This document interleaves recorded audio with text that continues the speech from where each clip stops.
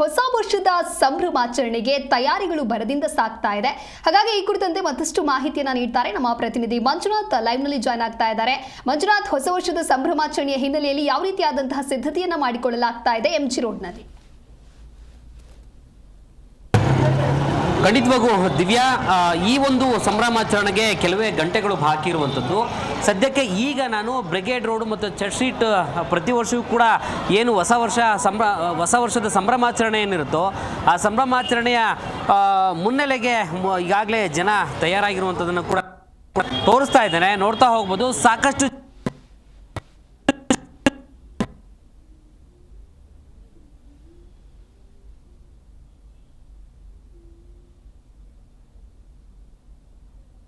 ಬೆಂಗಳೂರಿನ MG road, church street road ಏನಿದೆಯಲ್ಲ, ಇದು ಒಂದು ರೀತಿಯಾದಂಥ ಹಾಟ್ ಸ್ಪಾಟ್ ಅಂದರೆ ತಪ್ಪಾಗಲ್ಲ. ಈ ಒಂದು ಜಾಗಕ್ಕೆ ಸಾಕಷ್ಟು ಜನ ಬರ್ತಾರೆ. ದೇಶ ವಿದೇಶಗಳಿಂದ, ರಾಜ್ಯದ ವಿವಿಧ ಭಾಗಗಳಿಂದ ಈ ಒಂದು ಜಾಗದಲ್ಲಿ ಸಂಭ್ರಮಾಚರಣೆ ಏನಿರುತ್ತಲ್ಲ, ಹೊಸ ವರ್ಷದ ಸಂಭ್ರಮಾಚರಣೆ ಆ ಮಧ್ಯರಾತ್ರಿ 12 ಗಂಟೆಗೆ ಲೈಟ್ ಆಫ್ ಆಗಿ ಒಂದು ಕ್ಷಣ ಆನ್ ಆಗುವಂಥ ಸಂದರ್ಭದಲ್ಲಿ ಕಣ್ತುಂಬಿಕೊಳ್ಳುವಂಥ ಕೆಲಸ ಈ ಒಂದು ಜಾಗದಲ್ಲಿ ಆಗುತ್ತೆ. ಸದ್ಯಕ್ಕೆ ಈಗ ನಾನು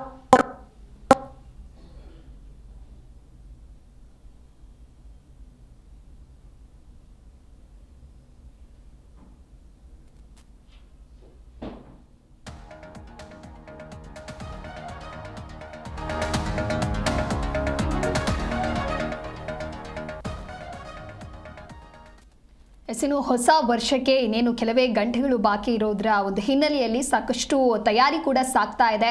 ನಗರದ MG ರೋಡ್ ಹಾಗೆ ಬ್ರಿಗೇಡ್ ರೋಡ್ನಲ್ಲಿಯೂ ಕೂಡ ಪೊಲೀಸರಿಂದ ಬಿಗಿ ಬಂದೋಬಸ್ತ್ ವಹಿಸಲಾಗಿದೆ.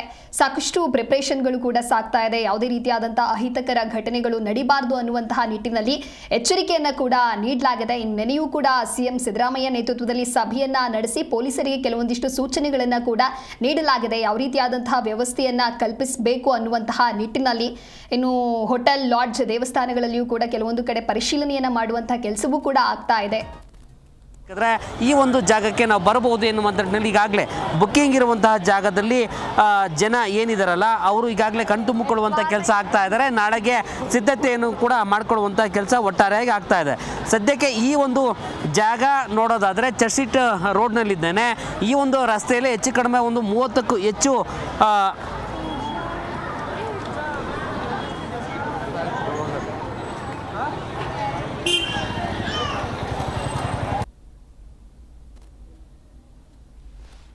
ಓಕೆ, ಇನ್ನು ಯಾವುದೇ ರೀತಿಯಾದಂತಹ ಅಹಿತಕರ ಘಟನೆಗಳು ನಡೀಬಾರದು ಅಂತ ಹೇಳಿ ಯಾವ ರೀತಿಯಾಗಿ ಬಂದೋಬಸ್ತನ್ನ ವಹಿಸಲಾಗಿದೆ ಮಂಜುನಾಥ್? ಖಂಡಿತವಾಗೂ ದಿವ್ಯಾ, ಈ ಒಂದು ಜಾಗದಲ್ಲಿ ನೋಡೋದಾದರೆ ಪ್ರತಿ ವರ್ಷವೂ ಕೂಡ ಯಾವುದೇ ರೀತಿಯಾದಂತಹ ಅಹಿತಕರ ಘಟನೆ ನಡೆಯದಂತೆ ಬಂದೋಬಸ್ತನ್ನು ಒಂದು ವಾರದ ಮುಂಚಿತವಾಗಿ ಮಾಡಿಕೊಳ್ಳುವಂಥ ಕೆಲಸ ಮಾಡ್ತದೆ. ಸದ್ಯಕ್ಕೆ ಪೊಲೀಸ್ ಇಲಾಖೆಯಿಂದ ನೋಡೋದಾದರೆ ಸಾಕಷ್ಟು ಭದ್ರತೆಯನ್ನು ಇಡೀ ಬೆಂಗಳೂರಿನಲ್ಲಿ ವ್ಯವಸ್ಥೆಯನ್ನು ಮಾಡಿಕೊಂಡಿರುವಂಥ ಕೆಲಸ ಈಗಾಗಲೇ ಸಂಬಂಧಪಟ್ಟಾಗಿರುವಂತಹ ಆಯುಕ್ತರು ಸುದ್ದಿಗೋಷ್ಠಿಯನ್ನು ಮಾಡಿ ಒಂದು ಮಾಹಿತಿಯನ್ನು ಈಗಾಗಲೇ ಕೊಟ್ಟಿರುವಂಥದ್ದು. ಅದರಲ್ಲೂ ಪ್ರಮುಖವಾಗಿ ಇಂದಿರಾನಗರ ಆಗ್ಬೋದು, ಜೊತೆಗೆ ಕೋರಮಂಗಲ ಆಗ್ಬೋದು, ಅದರಲ್ಲೂ ಪ್ರಮುಖವಾಗಿ ಕೇಂದ್ರ ಬಿಂದುವಾಗಿರುವಂಥ ಹೊಸ ವರ್ಷದ ಆಕರ್ಷಣೆಯ ಕೇಂದ್ರ ಬಿಂದು ಆಗಿರುವಂಥ ಈ ಒಂದು ಜಾಗದಲ್ಲಿ ಸಾಕಷ್ಟು ಭದ್ರತೆಯನ್ನು ಒದಗಿಸುವಂಥ ಕೆಲಸ ಈಗಾಗಲೇ ಮಾಡಿರುವಂಥದ್ದು. ಪೊಲೀಸ್ ಕಂಟ್ರೋಲ್ ರೂಮ್ 4 ಕಂಟ್ರೋಲ್ ರೂಮನ್ನು ತೆಗೆಯುವಂಥ ಕೆಲಸ ಆಗಿದೆ. ವಾಚ್ ಟವರ್ಗಳು 78 ಇದ್ದಾವೆ. ಜೊತೆಗೆ ಮಹಿಳಾ ಸಹಾಯಕ ಕೇಂದ್ರ 164 ಇರುವಂಥದ್ದು, ಆಂಬುಲೆನ್ಸ್ಗಳು 46, ಅಗ್ನಿಶಾಮಕ ವಾಹನಗಳು 55 ಸೇರಿದಂತೆ ನಾನಾ ರೀತಿಯಾದಂಥ ಒಂದು ಭದ್ರತಾ ಪಡೆಗಳನ್ನು ಇಲ್ಲಿ ಆಯೋಜನೆ ಮಾಡುವಂಥ ಕೆಲಸ ಆಗಿದೆ. ಸಿವಿಲ್ ಪೊಲೀಸ್ ಇಲಾಖೆಯಿಂದ 10,122 ಪೊಲೀಸರನ್ನು ನೇಮಕ ಮಾಡುವಂಥ ಕೆಲಸ ನಾಳೆ ಆಗ್ತಾ ಇದೆ. ಸಂಚಾರ ಪೊಲೀಸರಿಂದ ಇನ್ನೂ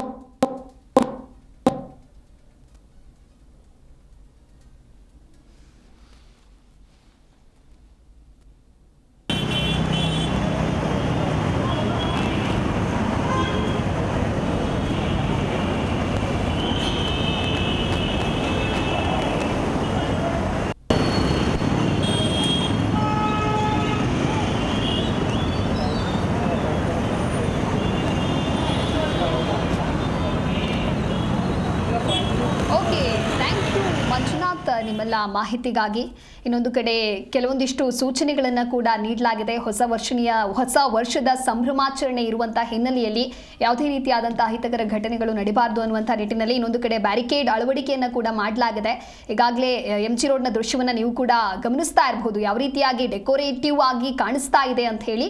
ಜೊತೆಗೆ ಮೆಟ್ರೋ ಸ್ಟೇಷನ್ಗಳಲ್ಲೂ ಕೂಡ ಬ್ಯಾರಿಕೇಡ್ ವ್ಯವಸ್ಥೆಯನ್ನ ಮಾಡಲಾಗಿದೆ. ಹಾಗೆ ರಾತ್ರಿಯೂ ಕೂಡ ಯಾವುದೇ ರೀತಿಯಾದಂತಹ ಸಮಸ್ಯೆ ಆಗಬಾರದು ಅನ್ನುವಂಥ ನಿಟ್ಟಿನಲ್ಲಿ ಹೆಚ್ಚುವರಿ ಬಸ್ಗಳನ್ನು ನೀಡುವಂತಹ ವ್ಯವಸ್ಥೆಯನ್ನು ಕೂಡ ಈಗಾಗಲೇ ಸರ್ಕಾರ ಕಲ್ಪಿಸಿದೆ. ಒಟ್ಟಾರೆಯಾಗಿ ಹೊಸ ವರ್ಷದ ಬರಮಾಡಿಕೊಳ್ಳೋದಕ್ಕೆ ಸಕಲ ಸಿದ್ಧತೆಯೂ ಸಾಗಿದೆ.